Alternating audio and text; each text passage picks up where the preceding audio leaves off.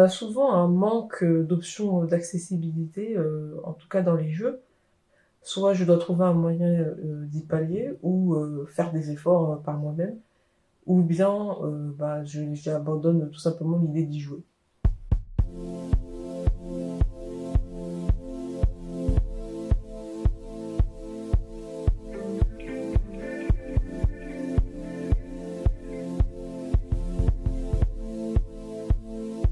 Alors bonjour, je m'appelle Mimagbe Camara, je suis technical artiste, j'ai 28 ans, j'habite en région parisienne et je suis atteinte d'albinisme.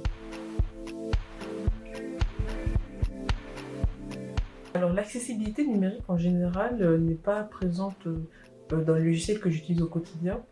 Je dois m'adapter à elle et pallier ça avec, d'autres outils externes. Moi qui suis une grande joueuse de jeux vidéo, je vois que souvent, l'accessibilité n'est même pas présente.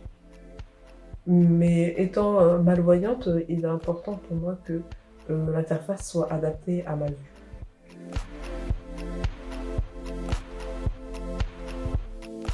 Alors, en général, sur, n'importe quel support, en fait, l'interface est souvent illisible pour moi, ce qui me ralentit, grandement, dans mon quotidien. Heu, Dans les jeux que je joue, il m'arrive souvent de, ne pas voir des textes ou des icônes, et on me le fait remarquer, bien plus tard.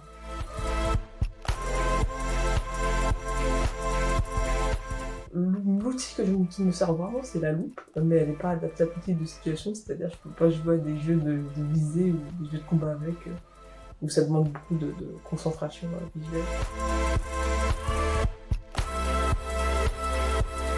Alors j'ai une attitude plutôt résiliente, mais j'ai des fois fait des réclamations. J'en ai fait une dans un forum, d'un jeu, j'avais demandé de l'aide pour, améliorer le système de visée. Même si j'ai eu des retours, positifs de la communauté, mais aussi un peu négatifs, l'équipe de développement ne m'a jamais répondu.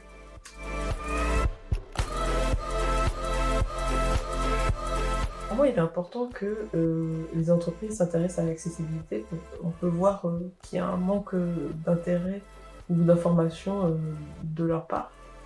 Car le problème, c'est que ça provoque, de l'exclusion sociale, une perte d'autonomie, pour nous, mais aussi une perte, d'audience pour eux et donc il est important, qu'ils le mettent en place, mais dès le début de la production, d'un projet.